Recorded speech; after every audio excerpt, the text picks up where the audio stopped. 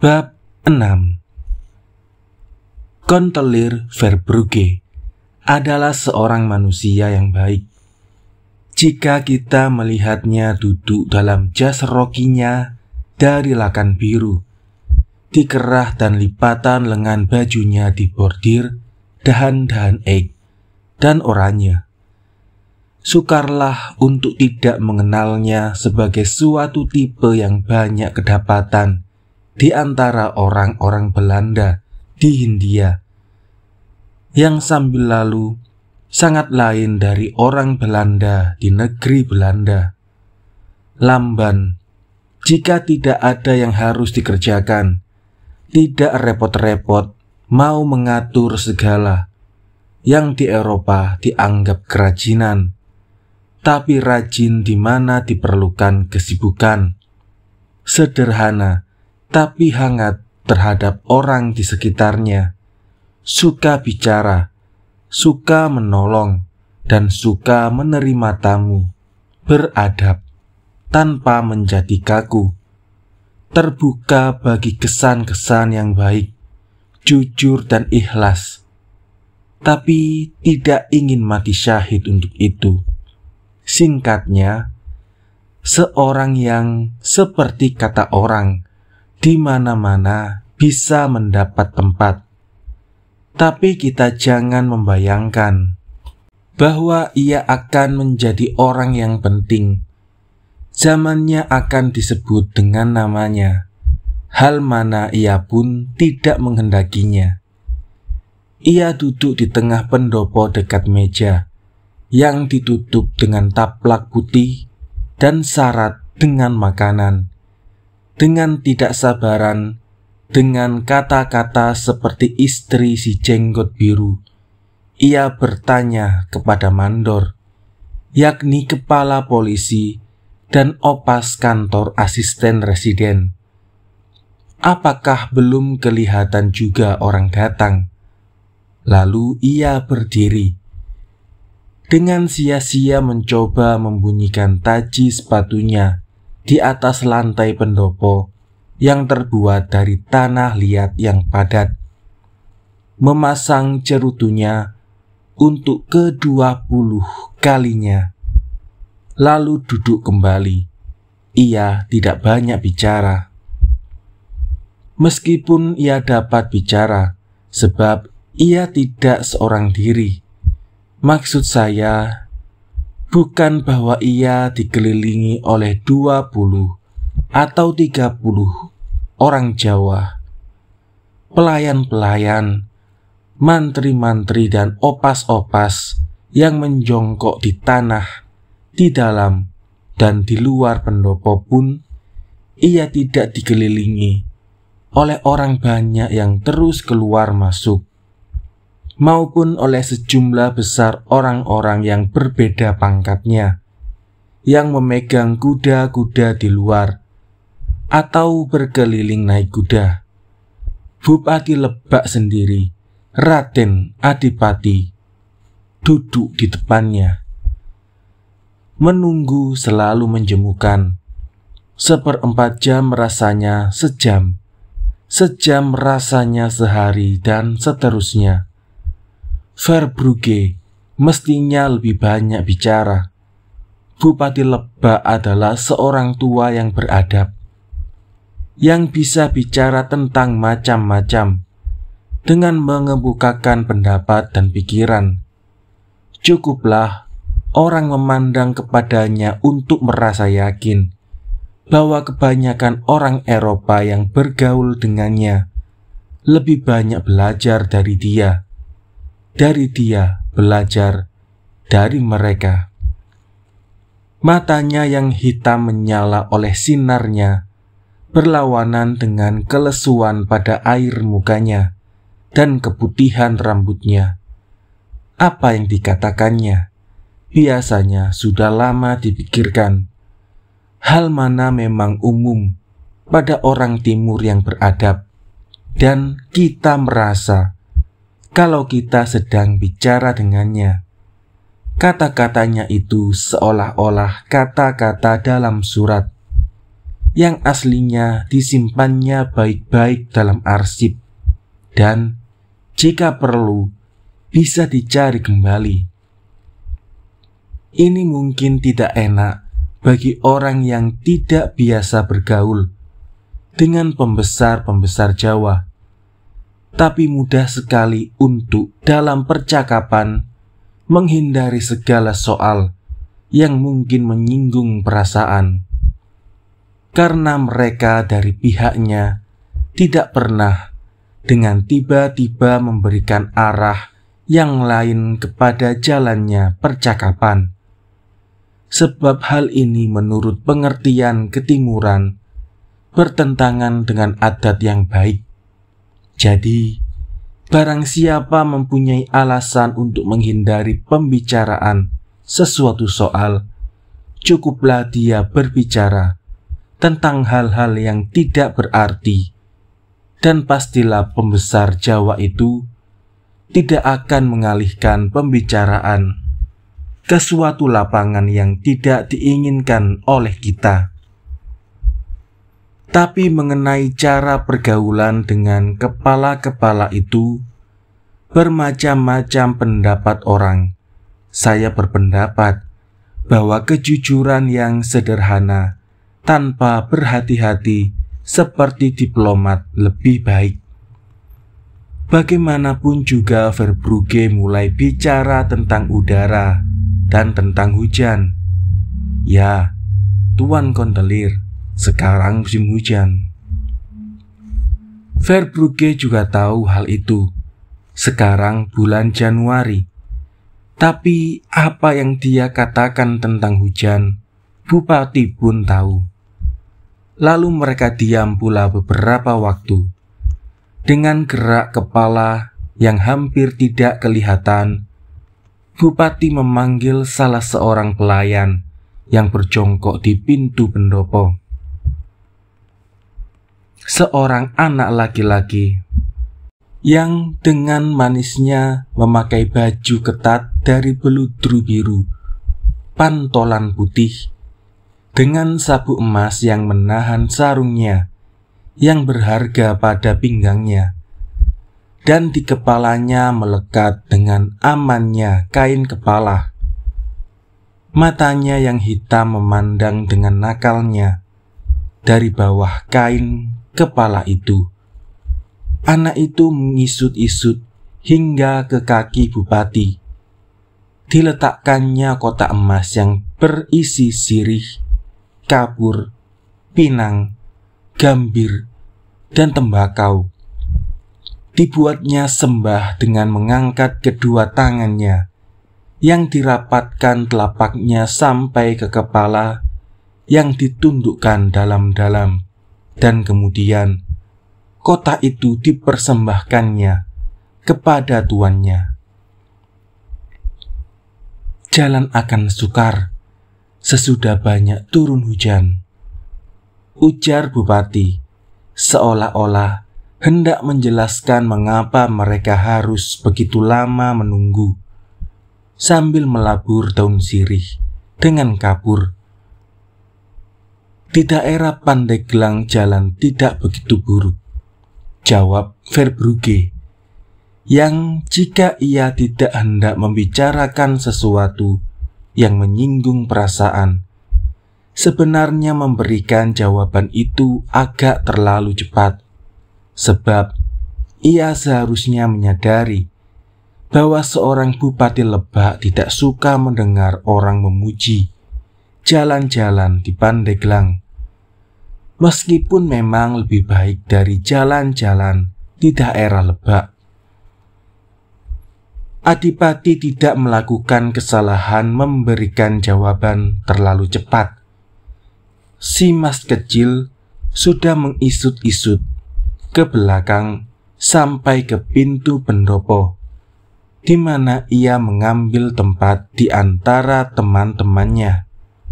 Bupati telah memerahi bibir dan giginya yang tinggal sedikit dengan ludah sirihnya sebelum ia berkata, "Ya, di Pandeglang banyak orang."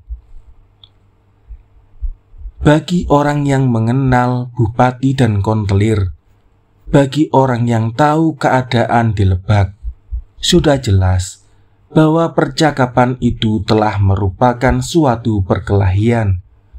Pujian sambil lalu bahwa keadaan jalan-jalan di wilayah tetangga lebih baik. Rupanya merupakan sambungan atas percobaan-percobaan sia-sia untuk juga membuat jalan-jalan yang lebih baik di Lebak. Tapi perkataan bupati adalah benar, bahwa Pandeglang lebih padat penduduknya, terutama jika dibandingkan dengan luasnya yang jauh lebih kecil. Jadi di sana pekerjaan di jalan-jalan besar dengan tenaga yang disatukan lebih mudah dari di daerah Lebak. Untuk suatu wilayah yang luasnya beberapa ratus pal, tapi penduduknya hanya 70.000 orang.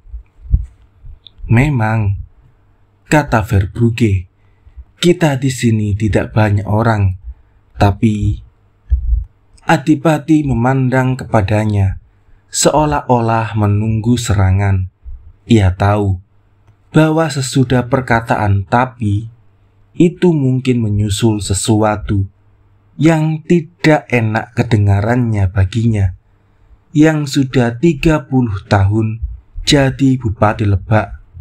Verbrugge hendak memutuskan percakapan dan bertanya lagi kepada Opas, apakah ia tidak melihat orang datang. Saya belum melihat apa-apa dari jurusan Pandeglang, Tuan Kontelir. Tapi di sana, di jurusan lain, ada orang naik kuda. Itu adalah komandan. Tentu saja Tongso, kata Verbrugge sambil memandang keluar. Itulah komandan. Dia berburu di sekitar ini. Pagi-pagi tadi dia sudah berangkat. Hai, Duklari, Duklari. Dia mendengar Tuan. Dia datang kemari. Pembantunya menyusul dengan seekor kidang di belakangnya, di atas kuda. Peganglah kuda Tuan Komandan, perintah Verbrugge kepada salah seorang pelayan di luar. Bonjour, Duklari. Basahkah Anda? Apa hasil perburuan Anda? Masuklah.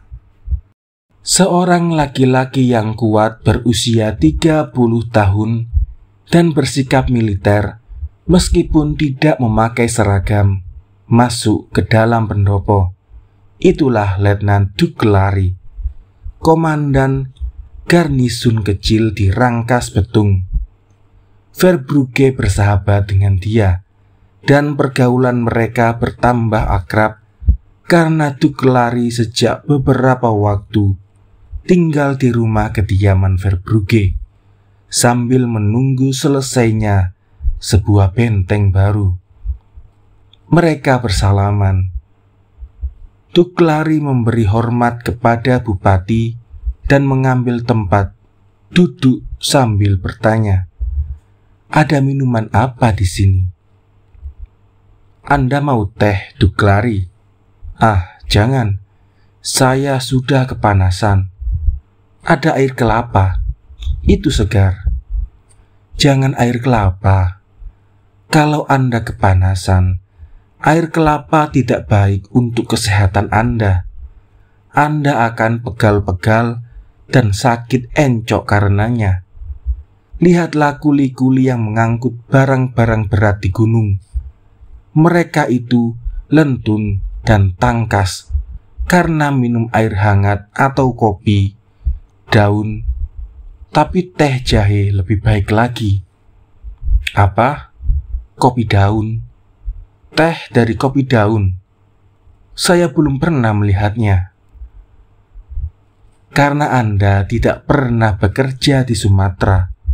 Di sana itu biasa." "Beri saya teh saja, tapi jangan daun kopi, Dan jangan juga jahe. Ya, Anda pernah di Sumatera dan asisten residen baru juga, bukan?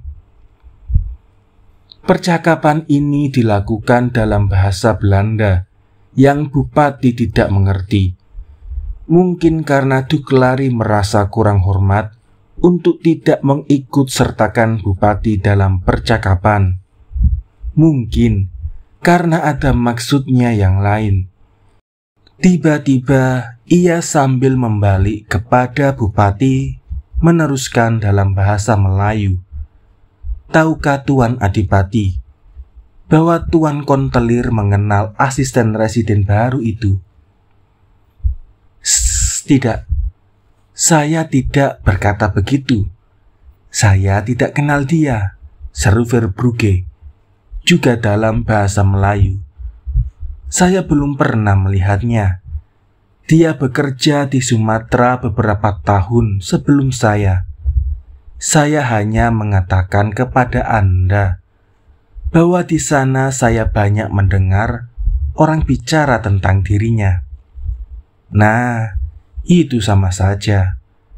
Kita tidak perlu melihat orangnya untuk mengenalnya. Bagaimana pikiran Tuan Adipati? Adipati kebetulan memerlukan dan memanggil seorang pelayan. Jadi agak lama juga ia menjawab bahwa ia setuju dengan komandan, tapi seringkali perlu juga melihat orangnya sebelum bisa menilainya.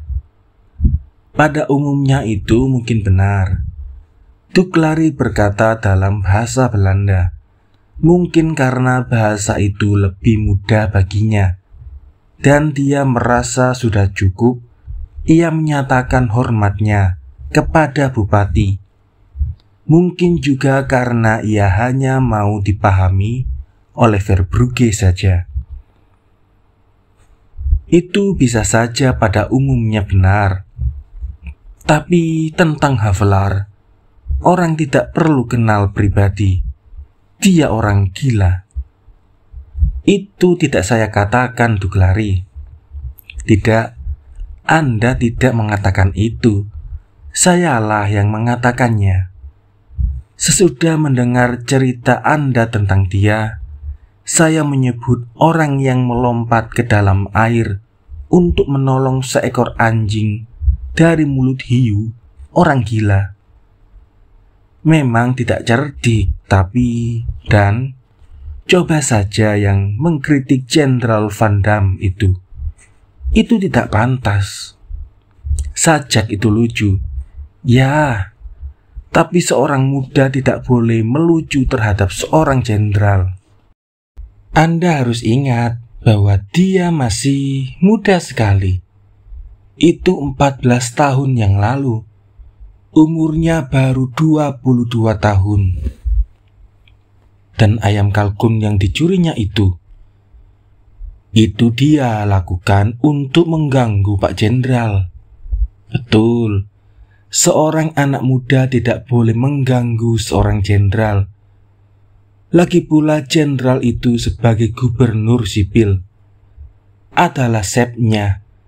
Sajak yang satu lagi saya rasa bagus, tapi ia selalu berduel. Biasanya ia berduel untuk orang lain. Ia selalu memihak kepada yang lemah. Sudahlah, biar setiap orang berduel untuk dirinya sendiri. Kalau mereka memang mau berduel, saya sendiri berpendapat bahwa perang tanding jarang perlu. Jika memang perlu, apa boleh buat. Tapi untuk saban hari perang tanding, terima kasih. Mudah-mudahan dia telah berubah dalam hal ini. Memang, itu tidak perlu diragukan lagi. Sekarang dia sudah jauh lebih tua. Sudah lama pula beristri dan jadi asisten residen. Lagi pula, saya selalu mendengar bahwa hatinya baik dan dia mencintai keadilan. itu perlu baginya dilebak. Di sana saya barusan mengalami sesuatu yang apakah bupati itu mengerti kita? Saya kira tidak, tapi coba tunjukkan sesuatu kepada saya dari tas Anda, supaya dia kira kita bicara tentang itu.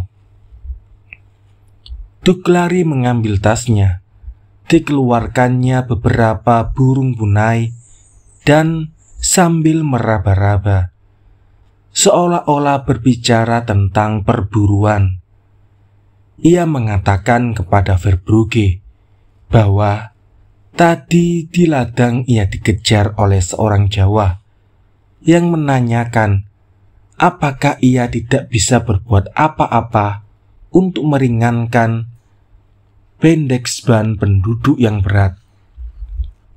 Dan ia melanjutkan, itu aneh sekali, Verbrugge. Bukan karena saya heran tentang soal itu sendiri. Saya sudah cukup lama tinggal di daerah Banten untuk mengetahui apa yang terjadi di sini. Tapi bahwa seorang Jawa biasa yang biasanya begitu hati-hati dan segan jika bicara tentang kepala-kepalanya, menanyakan yang semacam itu kepada orang yang tidak punya urusan dengan itu, itulah yang mengherankan saya. Dan apa jawab Anda, Duglari? Bahwa itu bukan urusan saya, bahwa itu ia harus datang kepada Anda atau kepada asisten residen yang baru jika sudah tiba di Rangkas Betung dan mengadu kepadanya. Itu mereka datang. Tiba-tiba Opas Dongso berseru. Saya lihat seorang mantri yang melambai-lambaikan tudungnya. Semua orang berdiri. Duglari yang oleh kehadirannya di pendopo tidak mau orang mengira bahwa ia juga berada di perbatasan untuk mengeluh-elukan asisten residen, menaiki kudanya dan meninggalkan tempat itu, diikuti oleh pelayannya. Asisten residen itu memang atasannya, tapi bukan chefnya. Lagi pula ia gila. Adipati dan Verbrugge berdiri di pintu masuk pendopo dan melihat sebuah kereta mendekat, ditarik oleh 4 ekor kuda. Kereta itu tidak lama kemudian berhenti di depan pondok bambu, penuh lumpur. Sukar untuk menduga apa yang ada dalam kereta itu sebelum Dongso, dibantu oleh pejalan-pejalan kaki dan sejumlah besar pelayan-pelayan yang mengiringi bupati, membuka semua tali dan buhul yang menutup kereta itu dengan fodral kulit hitam yang membuat kita ingat bagaimana singa dan macan dibawa masuk ke dalam kota tahun-tahun yang silam, sangat berhati-hati. Tak kala kebun-kebun binatang masih merupakan rombongan sirkus keliling, tapi tidak ada singa dan macan dalam kereta itu. Segalanya ditutup rapat karena musim hujan. Jadi karena takut akan hujan, keluar dari kereta sesudah lama tergoncang-goncang di jalan bukanlah semudah gambaran orang yang tidak pernah atau jarang melakukan perjalanan. Hampir-hampir seperti binatang saurus yang malang dari dunia purba, yang karena lama menunggu akhirnya jadi sebagian dari tanah liat. Sedang mereka datang sebenarnya bukan dengan maksud untuk menetap di situ. Demikian pula terjadi sesuatu yang saya namakan asimilasi pada musafir-musafir yang agak terlalu lama duduk dalam kereta, tindih menindih dan dalam sikap yang terpaksa. Akhirnya orang tidak tahu lagi dengan jelas di mana bantal kulit kereta itu berakhir, dan di mana pribadi aku mulai. Ya, saya bisa membayangkan bahwa di dalam kereta semacam itu, kita sakit gigi atau kejang dan menyangka ada ngengat di dalam lakban, dan sebaliknya. Tidak banyak hal-hal di dalam dunia benda ini yang tidak membuat manusia berpikir, membuat catatan yang bersifat rasional. Dan saya sendiri sering bertanya pada diri sendiri, apakah kebanyakan kekeliruan yang mempunyai kekuatan hukum dan pergaulan kita, kemencongan-kemencongan yang kita anggap lurus, bukan disebabkan karena kita terlalu lama duduk bersama dalam satu kumpulan, dalam satu kereta. Kaki kita harus kita lunjurkan antara kotak topi dan keranjang buah. Lutut kita menempel pada pintu kereta supaya jangan menyentuh nona di depan kita yang mungkin mengira kita mau kurang ajar.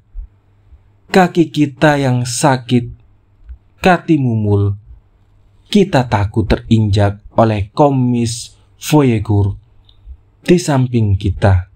Leher kita harus kita miringkan ke kiri, karena di kanan air menetes. Nah, leher-leher, lutut-lutut, dan kaki-kaki itu akhirnya terpiuh. Saya rasa baik untuk sekali-kali bertukar kereta, tempat duduk, dan teman perjalanan. Dapatlah kita meluruskan leher kita.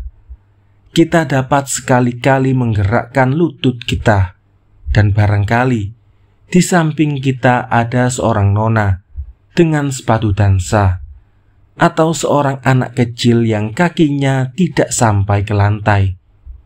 Maka lebih besar harapan untuk melihat lurus dan berjalan lurus sesudah kita berjalan di atas tanah lagi. Apakah juga dalam kereta yang berhenti di depan pendopo itu ada sesuatu yang melawan terputusnya kontinuitas? Saya tidak tahu. Tapi yang pasti ialah bahwa lama sesudah itu baru keluar sesuatu. Nampaknya orang berlomba-lomba menyatakan budi bahasanya. Kedengaran orang berkata, "Silakan Nyonya dan Tuan Residen." Bagaimanapun juga akhirnya keluar seorang tuan yang sikap dan tampangnya ada mengingatkan binatang saurus yang telah saya sebutkan tadi. Karena kita akan melihat dia nanti lebih sering, saya sekarang hanya hendak mengatakan bahwa ketenangannya itu tidak semata-mata disebabkan karena asimilasi dengan kereta. Sebab sekalipun tidak ada kereta bermil-mil jauhnya di sekitar itu, ia akan tetap memperlihatkan ketenangan, kelambanan, dan kehati-hatian yang membuat keluarga saurus iri hati, dan yang oleh kebanyakan orang dianggap merupakan ciri-ciri orang besar, sabar, dan berbudi. Seperti kebanyakan orang Eropa, di Hindia, ia kelihatan pucat sekali. Tapi kepucatan itu sama sekali tidak dianggap suatu kurang tanda sehat di tempat itu. Air mukanya halus, hal mana menandakan pendidikan yang baik. Hanya ada sesuatu yang dingin dalam matanya, sesuatu yang membuat kita teringat kepada daftar logaritma. Dan meskipun parasnya cukup menyenangkan dan sama sekali tidak menimbulkan antipati, namun kita mendapat kesan bahwa hidungnya yang besar mancung itu seolah-olah merasa jemu di atas mukanya itu karena sedikit sekali yang terjadi. Dengan hormat ia mengulurkan tangannya kepada seorang nyonya untuk membantunya turun dari kereta. Dan sesudah nyonya itu menyambut seorang anak kecil umur 3 tahun, berambut pirang, dari seorang tuan yang masih berada di dalam kereta itu, mereka pun masuk ke dalam pendopo. Sesudah itu menyusul tuan tersebut, dan barang siapa yang kenal Pulau Jawa akan tertarik perhatiannya bahwa ia menunggu di pintu kereta untuk menolong seseorang babu tua turun. 3 orang pesuruh laki-laki dengan susah payah telah keluar sendiri dari kotak bertutup kulit yang menempel di belakang kereta itu, seperti anak tiram pada tiram tua. Tuan yang mula-mula turun tadi mengulurkan tangan kepada bupati dan kontelir Verbrugge. Mereka menyambut uluran tangan itu, dan sikapnya kelihatan bahwa mereka merasa berhadapan dengan seorang yang penting. Orang itu adalah Residen Banten, daerah yang luas di mana Lebak merupakan salah satu wilayahnya, suatu daerah kabupaten, atau seperti disebut dengan resmi, atau suatu asisten residensi. Apabila saya membaca cerita fantasi, sering saya kesal karena pengarangnya tidak menghormati selera publik, dan terutama demikian halnya apabila ia menceritakan sesuatu yang lucu atau burleks. Ditampilkannya seorang bicara dalam bahasa yang ia tidak mengerti, atau diucapkannya dengan buruk. Seorang Perancis disuruhnya mengatakan, "Saya tidur jam 8," atau "Jangan bicara keras-keras." Kalau tidak ada orang Perancis, ditampilkan seorang yang gagap, atau diciptakan seorang yang suka mengulang-ulang kata-kata tertentu. Saya pernah melihat suatu vaudeville yang dianggap gila-gilaan, tapi sukses, karena di dalamnya ada seorang yang selalu berkata, "Nama saya Meyer." Cara melucu seperti itu saya rasa murahan, dan terus terang saja, saya marah kalau Anda merasa itu lucu. Tapi sekarang saya sendiri hendak mengusulkan yang seperti itu. Saya sekali-kali harus menampilkan seseorang di atas pentas. Saya sebisa-bisanya akan membatasi diri, yang sesungguhnya mempunyai cara bicara, yang saya khawatir Anda curiga bahwa saya dengan sengaja hendak membuat Anda tertawa, tapi gagal. Karena itu, saya harus mengatakan bahwa bukan salah saya kalau Residen Banten yang amat mulia yang saya ceritakan ini ada sesuatu yang aneh dalam cara bicaranya, sehingga sukar bagi saya untuk mengungkapkannya dengan tidak menimbulkan kesan bahwa saya mencari efek kelucuan dalam tik. Ia bicara seolah-olah di belakang tiap kata ada titik, atau malahan sebuah tanda isyarat yang panjang, dan waktu antara kata-katanya mengingatkan saya kepada keheningan yang menyusul sesudah orang berkata amin dalam doa panjang di gereja. Kata itu, seperti kita tahu, adalah suatu isyarat bahwa kita boleh batuk-batuk atau membuang ingus kita. Apa yang dikatakannya biasanya dipikirkan dengan matang, dan jika ia memaksa dirinya untuk menghilangkan waktu-waktu istirahat yang tidak pada tempatnya, maka bagian-bagian kalimatnya ditinjau dari sudut retorik, memberikan kesan yang sehat, tapi karena terputus-putus, tersangkut-sangkut, dan terbentur-bentur, maka susah juga untuk mengikutinya. Karena itu, sering orang salah mengerti, sebab biasanya jika orang menjawab karena mengira kalimatnya sudah habis, dan untuk melengkapinya diserahkan saja kepada ketajaman otak pendengarannya, keluarlah kata-kata yang belum diucapkan, seperti Trainards, tentara yang kalah perang, menyusul di belakang, dan kita pun merasa telah motong pembicaraannya. Hal mana selalu tidak enak rasanya. Publik diserang yang bukan pegawai government karena kedudukan pegawai itu membuat orang berhati-hati menyebut cara berbicara bergetah. Saya rasa kata itu tidak begitu bagus, tapi saya harus mengakui bahwa kata itu tepat menunjukkan sifat utama dari kepandaian bicara Tuan Residen.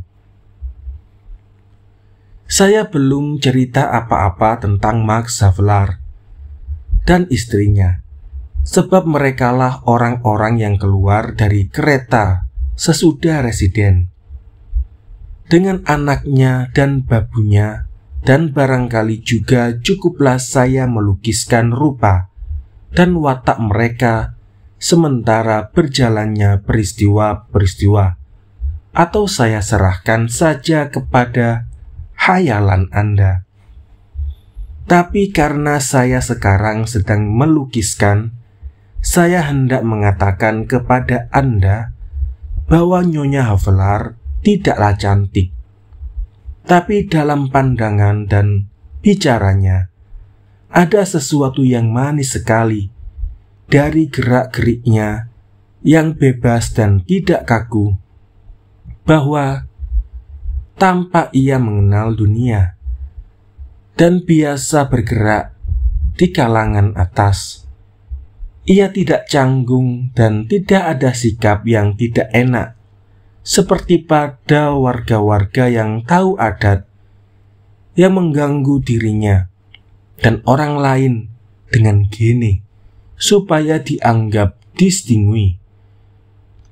Karena itu ia pun tidak terlalu banyak memperhatikan hal-hal lahiriah yang justru penting bagi kebanyakan wanita lain.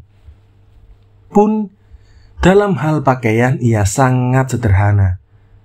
Baju putih dari muselin dengan cordeliere biru. Saya kira baju demikian di Eropa disebut baignor. Itulah pakaiannya dalam perjalanan. Di lehernya tergantung sebuah tali sutra yang tipis dengan 2 medalion kecil, tapi tidak kelihatan karena tersembunyi dalam lipatan baju di tentang dadanya. Rambutnya didandan ala Chinois dengan seuntai melati di dalam konde. Itulah seluruh dandanannya. Saya katakan bahwa ia tidak cantik, namun saya tidak mau Anda mengira ia jelek. Saya harap Anda akan menganggap ia cantik apabila saya mendapatkan kesempatan menggambarkannya sedang berapi-api karena marah tentang apa yang disebutnya tidak mengakui Jenny jika bicara tentang Max, atau apabila ada pikirannya yang bertalian dengan kesejahteraan anaknya. Sudah sering dikatakan bahwa wajah seseorang adalah cermin jiwanya, sehingga orang tidak lagi menghargai potret wajah yang diam, yang tidak mencerminkan sesuatu, karena tidak terpantul jiwa daripadanya. Nah, dia memiliki jiwa yang cantik, dan butalah orang yang tidak juga menganggap wajahnya cantik. jika jiwanya terbayang di dalamnya. Havelar adalah seorang yang berumur 35 tahun. Tubuhnya lampai dan cepat gerak-geriknya, kecuali bibir atasnya yang pendek dan mudah bergerak, dan matanya yang besar kebiru-biruan, yang seperti merenung jika ia dalam suasana tenang, tapi berapi-api bila ia sedang memikirkan sesuatu yang besar. Tidak ada sesuatu yang luar biasa dalam roman mukanya. Rambutnya yang pirang merungkau kaku pada pelipisnya.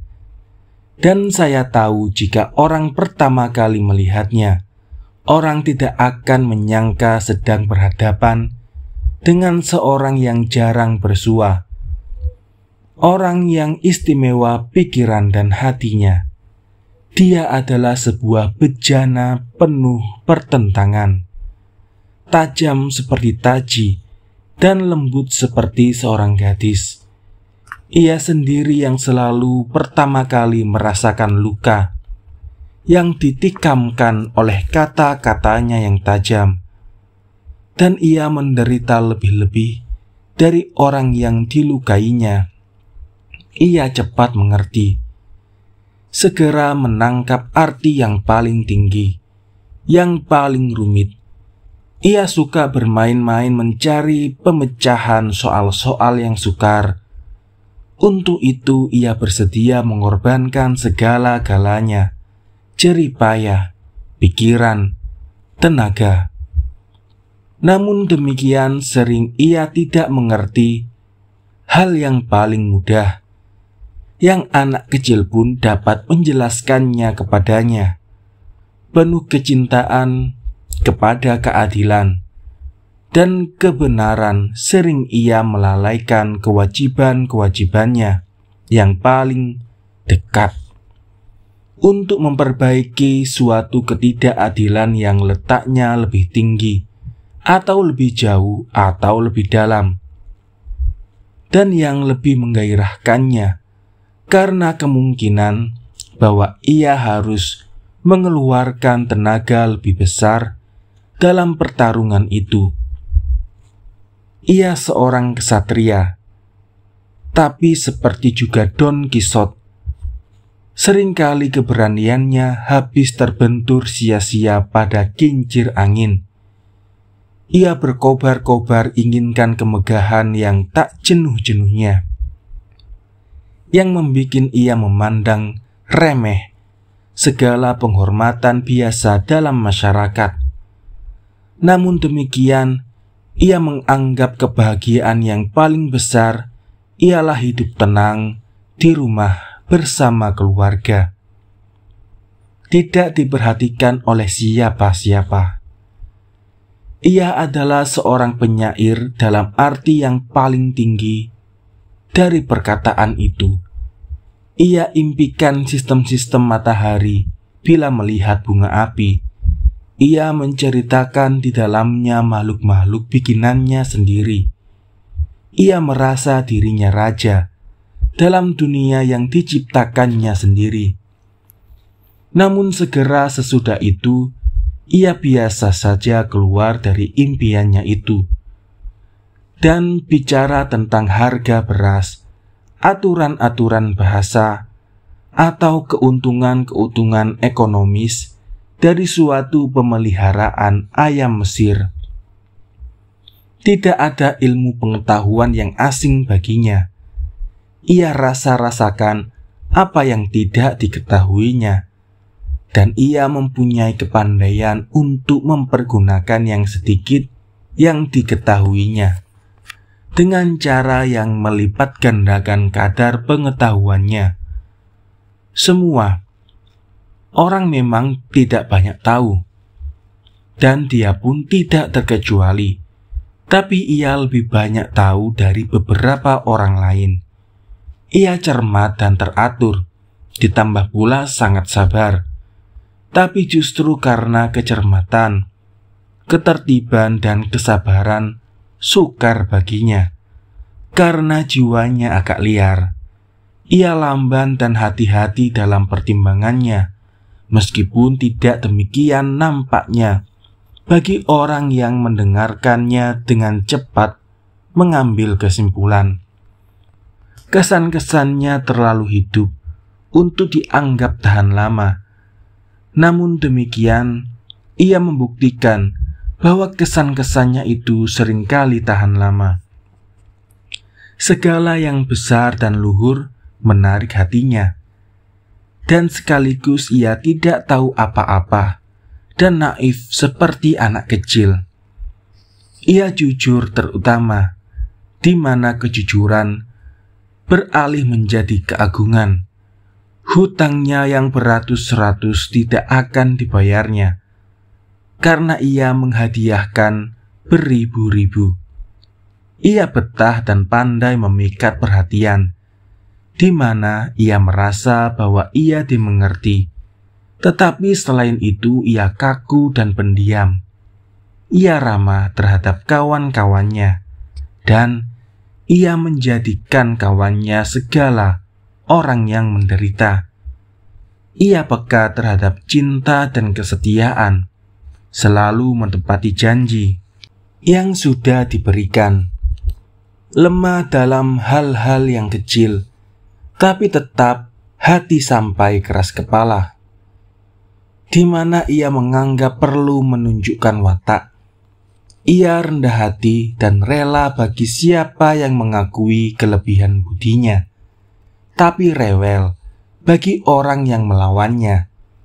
Ia terus terang karena harga diri, dan sekali-kali pendiam, di mana ia khawatir bahwa orang mengira kejujurannya adalah ketololan.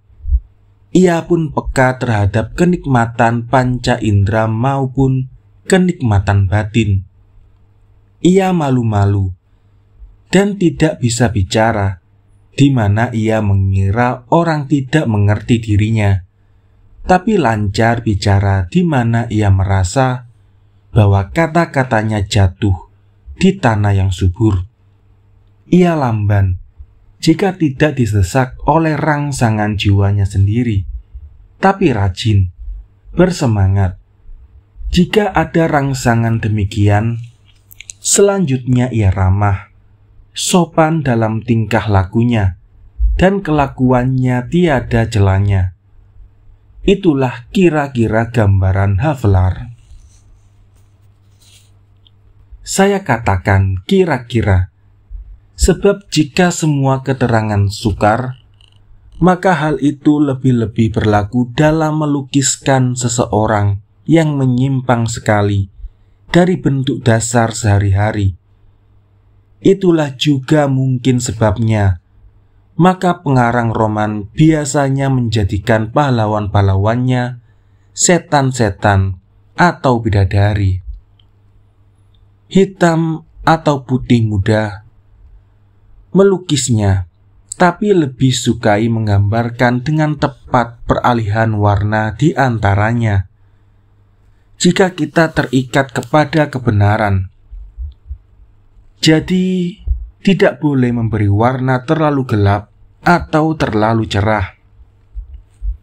Saya merasa bahwa gambaran yang saya berikan tentang Havelaar sangat tidak sempurna. Bahan-bahan yang ada pada saya begitu bermacam-macam dan bertentang-tentangan sifatnya, sehingga sukar bagi saya untuk membentuk pendapat oleh kekayaan yang melimpah-limpah, dan mungkin saya akan membicarakannya lagi sebagai pelengkap. Sementara berkembangnya peristiwa-peristiwa yang hendak saya ceritakan, yang pasti ialah bahwa ia manusia luar biasa yang berharga untuk dipelajari. Sekarang saja pun saya teringat bahwa salah satu sifatnya yang utama yang belum saya sebut ialah bahwa ia menangkap sudut yang lucu dan yang serius dari masalah-masalah dengan kecepatan yang sama dan sekaligus. Oleh sifatnya ini, maka cara bicaranya tanpa disadarinya sendiri mengandung semacam humor yang menyebabkan pendengarannya selalu ragu-ragu.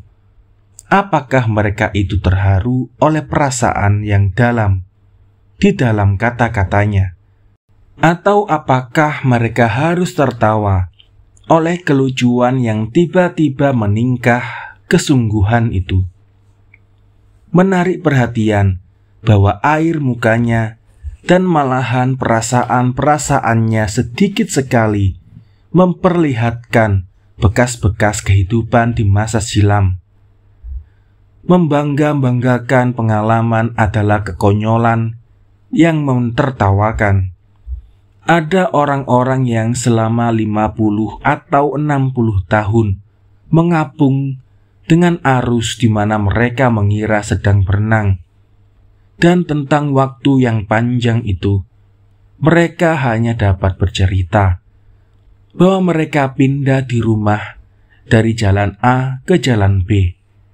Dan biasa pula kita mendengar pengalaman yang dibangga-banggakan justru oleh orang-orang yang terlalu muda, rambutnya putih. Dan ada pula orang yang membanggakan pengalamannya berdasarkan perkisaran nasib yang sungguh-sungguh dijalani. Tapi sedikit pun tidak ada bukti bahwa mereka itu tergugah jiwanya oleh hempasan nasib. Saya bisa membayangkan bahwa ada orang-orang yang menghadiri atau mengalami peristiwa-peristiwa penting, tapi peristiwa-peristiwa itu hanya sedikit saja, atau sama sekali tidak meriakkan jiwanya. Barang siapa meragukan ini, cobalah renungkan, apakah dapat disebut berpengalaman semua penduduk Perancis yang berusia 40 tahun atau 50 tahun dalam tahun 1815. Dan mereka itu semua bukanlah orang-orang yang melihat pertunjukan drama besar yang dimulai tahun 1789. Malahan mereka sendiri sedikit banyaknya turut memainkan peranan dalam drama itu. Dan sebaliknya, betapa banyak orang yang mengalami serentetan perasaan-perasaan, sedangkan tidak ada alasan untuk itu melihat keadaan lahiriahnya. Ingatlah kepada Roman Crusoe, kepada Silvio Pellico yang dipenjarakan, kepada Picciola yang manis dari Saintin, perjuangan batin seorang perawan tua yang seluruh hidupnya mencintai seseorang tanpa membuka rahasia dengan sepatah kata pun. Apa yang bergolak dalam hatinya? Ingatlah kepada perasaan seorang pecinta manusia yang pada lahirnya tidak kelihatan terlibat dalam peristiwa-peristiwa, namun penuh perhatian terhadap kesejahteraan sesama warga atau sesama manusia. Betapa ia silih berganti, berharap dan khawatir. Betapa ia memperhatikan setiap perubahan, gembira karena sesuatu pikiran yang mulia, dan berkobar-kobar karena amarah jika ia melihat pikiran itu disisihkan dan diinjak-injak oleh orang yang untuk sementara lebih kuat dari pikiran-pikiran yang indah itu. Ingatlah kepada seorang ahli pikir yang dari selnya mencoba mengajarkan kepada orang apakah kebenaran itu. Kemudian ia menyadari bahwa suaranya hilang di tengah-tengah teriakan orang yang munafik kesaleh-salehan atau tukang jual obat yang mencari untung. Bayangkanlah Sokrates, bukan ketika ia meminum racun dari piala. Sebab yang saya maksud di sini ialah pengalaman jiwa dan bukan pengalaman yang timbul karena keadaan lahiriah. Betapa sedih jiwanya ketika dia, orang yang mencari kebaikan dan kebenaran, mendengar orang menyebutnya seorang perusak anak muda dan penista dewa-dewa. Atau lebih baik lagi, ingatlah kepada Kristus ketika ia memang sedih merenung memandang ke Yerusalem dan mengeluh bahwa Yerusalem tidak mau mengindahkan. Jeritan duka cita semacam itu sebelum piala berisi racun atau salib kayu bukanlah keluar dari hati yang tiada luka. Orangnya menderita, orang menghayatinya. Lepaslah kata-kata yang teatral itu. Sekarang kata-kata itu sudah saya tuliskan. Biarlah tetap di sana. Havelaar telah banyak mengalami. Apakah Anda menghendaki sesuatu yang lebih hebat dari pindah rumah dari jalan A? Ia berkali-kali kapalnya karam, dan buku hariannya ia mencatat kebakaran, pemberontakan, pembunuhan, serta hianat, perang tanding, kekayaan, kemiskinan, kelaparan, kolera, percintaan, dan cinta-cinta. Ia telah mengunjungi Perancis, Jerman, Belgia, Itali, Swiss, Inggris, Spanyol, Portugal, Rusia, Mesir, Arab, Cina, India, dan Amerika. Jadi, jika melihat keadaan kehidupannya, banyak kemungkinan bahwa ia banyak mengalami dan bahwa ia sesungguhnya memang banyak mengalami. Bahwa ia tidak melintasi kehidupan tanpa menampung kesan-kesan yang banyak diberikan oleh kehidupan itu. Itu dibuktikan oleh kecepatan pikirannya dan jiwanya yang mudah menerima. Inilah yang menimbulkan keheranan semua orang yang mengetahui atau menduga betapa banyak ia menghadiri dan menderita, bahwa semua itu tidak terbaca pada air mukanya. Memang tampak semacam kelesuan pada air mukanya. Tapi ini lebih banyak mengingatkan kepada usia muda yang terlalu cepat dewasa daripada usia tua yang bertambah dekat. Dan sepatutnya itu adalah usia tua yang bertambah mendekat. Sebab di Hindia, orang berumur 30 tahun bukan orang muda lagi, pun perasaannya, saya katakan, tetap muda. Ia dapat bermain-main dengan anak kecil dan seperti anak kecil, dan seringkali ia mengeluh bahwa si Max kecil itu masih terlalu muda untuk main layangan, sedangkan ia, si Max besar, suka sekali permainan itu. Dengan anak-anak ia bermain bajing loncat, dan ia senang sekali menggambarkan pola untuk bordiran anak-anak gadis. Bahkan sering ia meminta jarum anak-anak itu yang asyik membordir, meskipun ia selalu berkata lebih baik mereka melakukan pekerjaan lain dari menghitung tusukan-tusukan seperti mesin. Di tengah-tengah pemuda-pemuda ke-18 tahun ini adalah seorang mahasiswa baru.